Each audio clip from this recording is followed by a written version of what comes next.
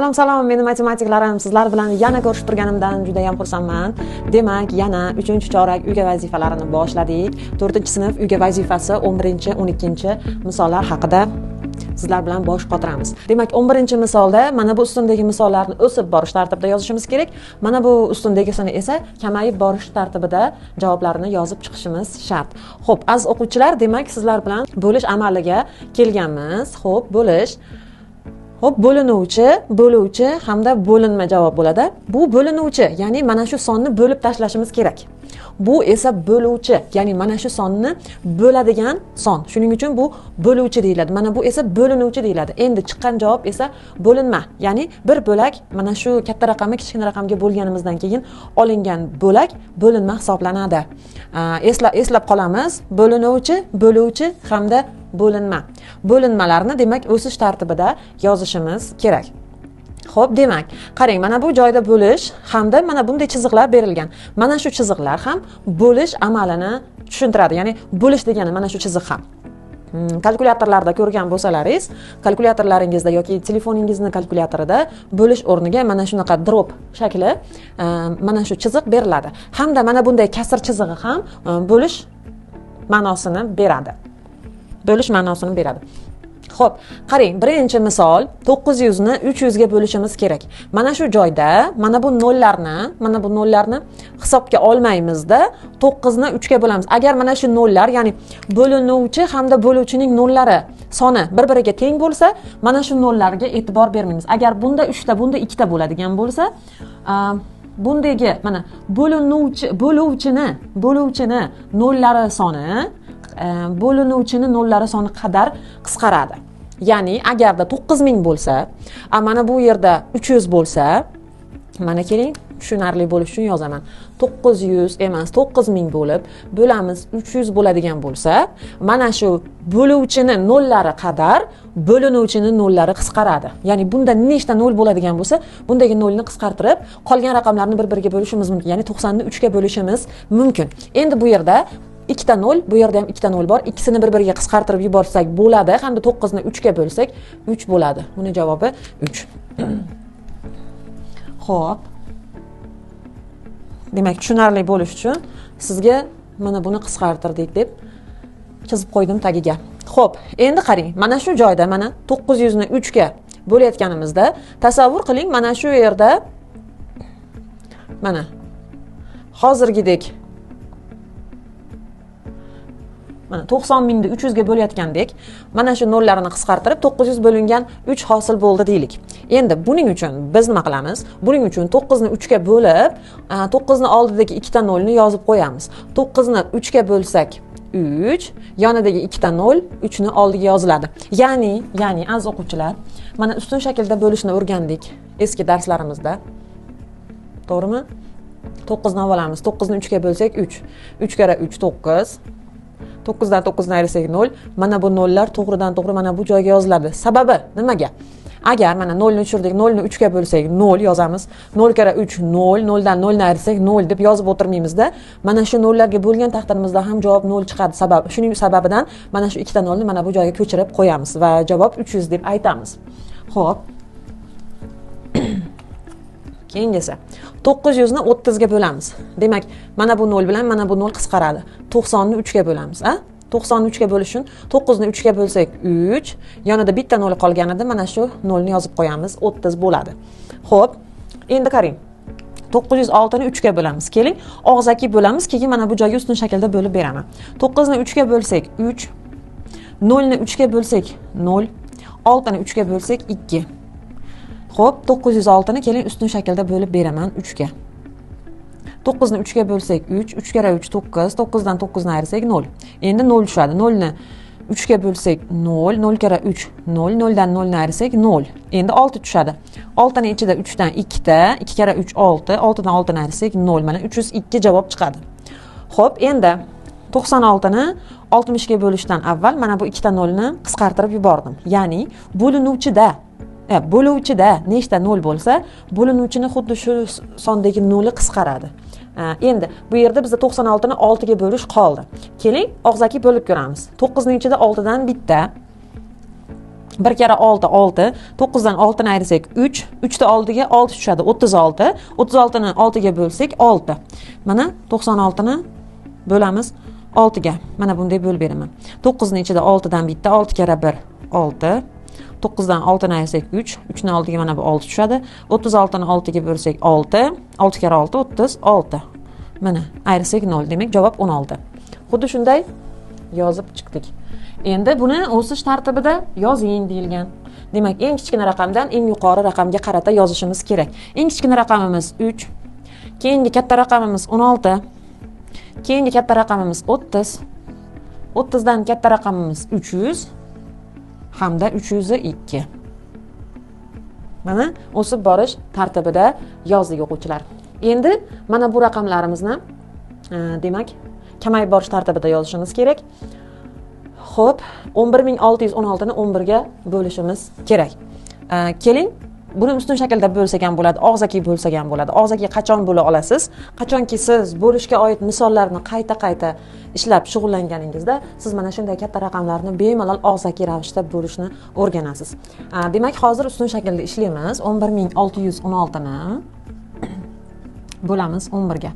Xo'p, 11 ning ichida 11 dan bitta, 11 kere 1 11 0 ayırsak, demak 6 ni tushiramiz. 6 ning ichida 11 dan yo'q, shu sababli 0 yozib olamiz. Endi 6 ning yoniga 1 ni tushiramiz. Keyingi raqam 1. 61 ning ichida 11 dan nechta? Xo'p, 6 ta desak 66 bo'ladi. Bizda 61. Demak, 6 dan bitta kichik raqamni olar ekanmiz, 5 ni. Xo'p, 5 kere 11 55.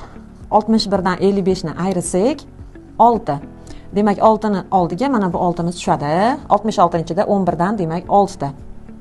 6 kere 11 66 ayırsak 0. Mana 1056 ekan, ha? Olamiz 72711 ni 9 ga bo'lamiz. Demak, mana bu chizig'imiz ham bo'lish ma'nosini anglatadi dedik. 72711 ni 9 ga bo'lamiz. 72 ning ichida 9 dan nechta? Ya'ni 9 kere necha 72 bo'ladi. 72 ni hosil qiladi. 9 kere 8 72 ni hosil qiladi. Mana 8 ni yozib oldim. Mana 9 kere 8 72, 72 dan 72 ni ayirsak 0.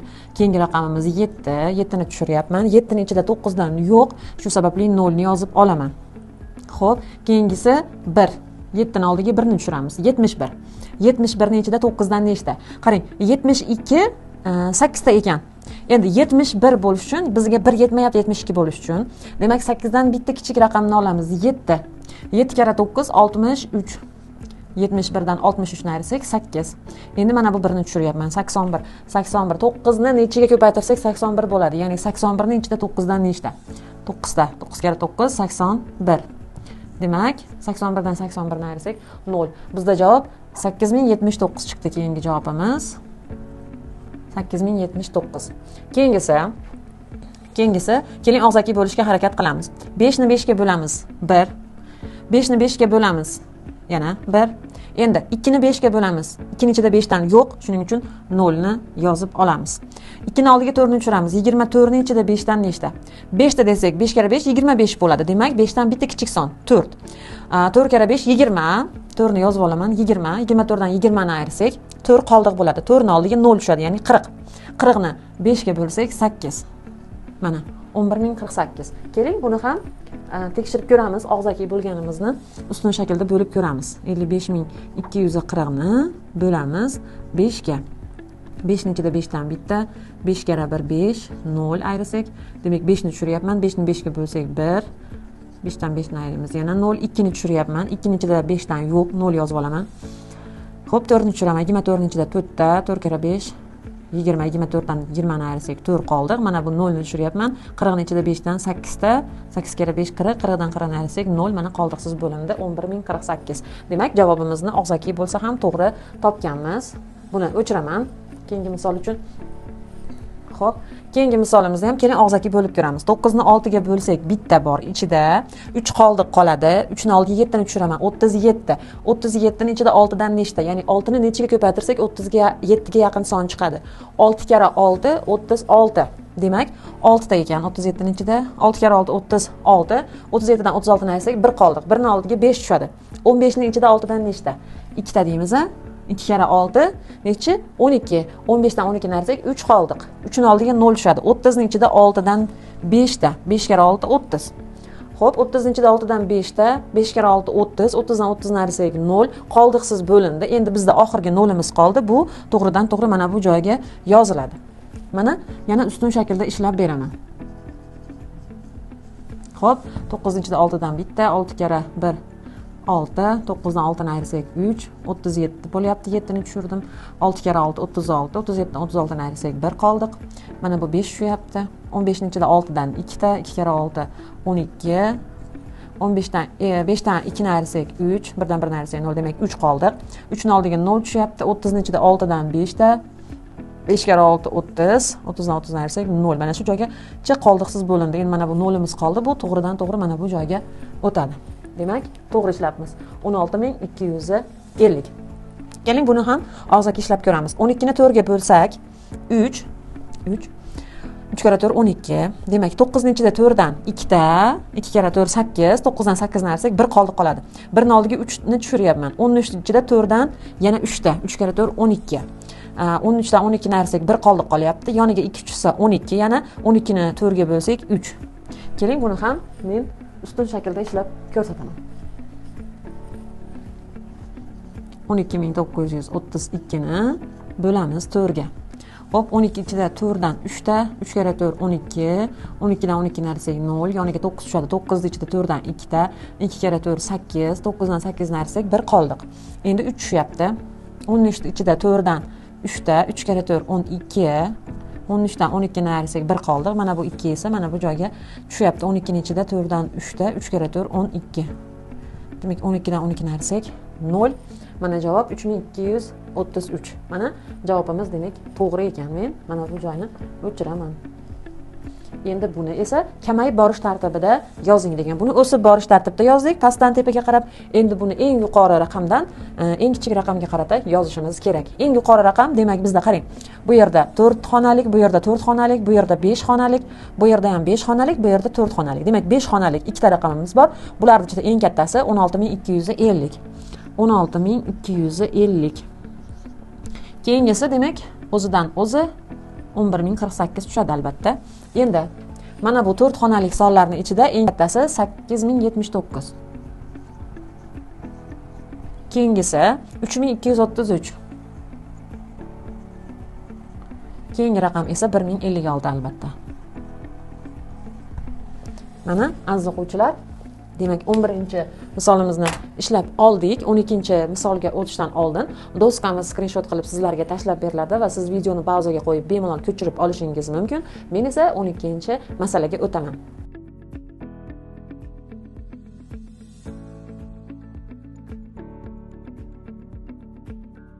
Demak, 12-masala bilan tanishtiraman. Madina va Akmal do'kondan sharikli va gelli ruchka sotib oldi. Kim ko'p va qancha ko'p pul to'lagan? Demak, Madina va Akmal yozib olamiz. Madina, Akmal.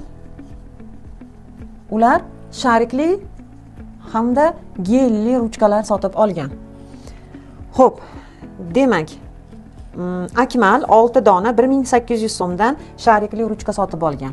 6 dona 1800 so'mdan. Gelli ruchkasi esa 5 dona ekan 4500 so'mdan. Xo'p, Madina 4 dona 2500 so'mdan sharikli ruchka sotib olgan. Qimmatroq ruchka olibdi Madina. Endi 6 dona gelli ruchka sotib olgan 4200 so'mdan. Lekin gelli ruchkani arzonga sotib olibdi 4200 so'mdan. Demak, bizda birinchi savol kim ko'p va qancha ko'p pul to'lagan?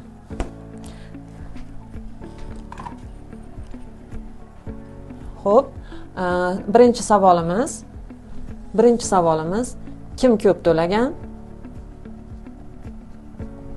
Kim ko'p to'lagan? Ikkinchi savolimiz qancha ko'p to'lagan?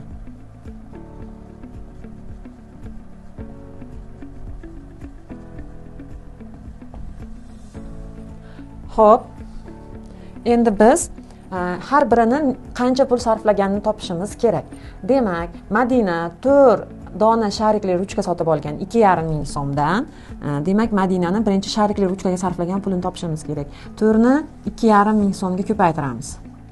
Xo'p, og'zaki ko'paytirishni boshladim. 4 kara 0, ya'ni 1 2 3 4 ta xona tashlab, 4 ta xona tashlab, 4-chi oxirgi xonadan, demak, sonlarni orqadan ko'paytirib yozib kelamiz. 4 kara 0 0, 4 kara 0 0, 5 kara 4 20, 0 ni yozaman, ikkisi dilda. Xo'p, 4 kara 2 8, dildagi 2 bilan 10. Demak, 10 ming so'mga sharikli ruchka sotib olgan. 10 ming so'mga sharikli ruchka sotib olgan. Xo'p, endi geliy ruchkasiga qancha so'mma sarflaganini topishimiz kerak. 6 kara 4200 so'mdan. Xo'p, boshladik. 6 kara 0 0, 6 kara 0 0, 6 kara 2 12, ikkisini yozaman bir dilda. 6 kara 4 24, dildagi 1 bilan 25. 25200 so'm geliy ruchkaga sarflagan, geliy ruchkaga. Endi Madina umumiy bo'lib qancha pul sarflagan topishimiz uchun mana shu 10 mingga 25200 so'mni qo'shaman. Uchinchisi, demak 10 mingga qo'shaman 25200 ni. Xo'p, demak, orqadagi raqamlardan qo'shishni boshlaymiz. 0 ga 0 ni qo'shsak 0, ya'ni birliklar xonasiga birliklar xonasini qo'shib, birliklar xonasiga yozyapman. O'nliklar xonasida ham 0. Yuzliklar xonasida bunda 0, bunda 2 qo'shsak 2. Xo'p, mingliklar xonasida bunda 0, bunda 5 qo'shsak 5. Xo'p, 10 mingliklar xonasida bunda 1, bunda 2 qo'shsak 3. 35200 so'm umumiy xarajat qilgan Madina. Xo'p, endi Akmalning xarajatini hisoblaymiz. Bu Madinaning xarajati edi.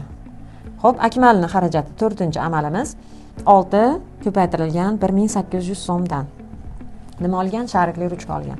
6 kara 0 0, 6 kara 0 yana 0, 6 kara 8 48, 8 ni yozaman to'g'ri dilda. 6 kara 1 6, dildagi 4 bilan 10. Demak, 10800 so'mga sharikli ruchka olgan. Xo'p, 5-amalimiz. 5-amalimiz gel ruchkasi qanchaga tushganligini topishimiz kerak. 5 kara 4,5 ming. Xo'p, birliklar xonasidan ko'paytirib birliklar xonasiga yozishni boshladim. 5 kara 0 0, 5 kara 0 0, 5 kara 5 25, 5 ni yozaman ikkisi dilda. 5 kara 4 20, dildagi 2 bilan 22. 22500 so'm gel ruchka olgan. Xo'p, umumiy sarflagan summasini topishimiz kerak.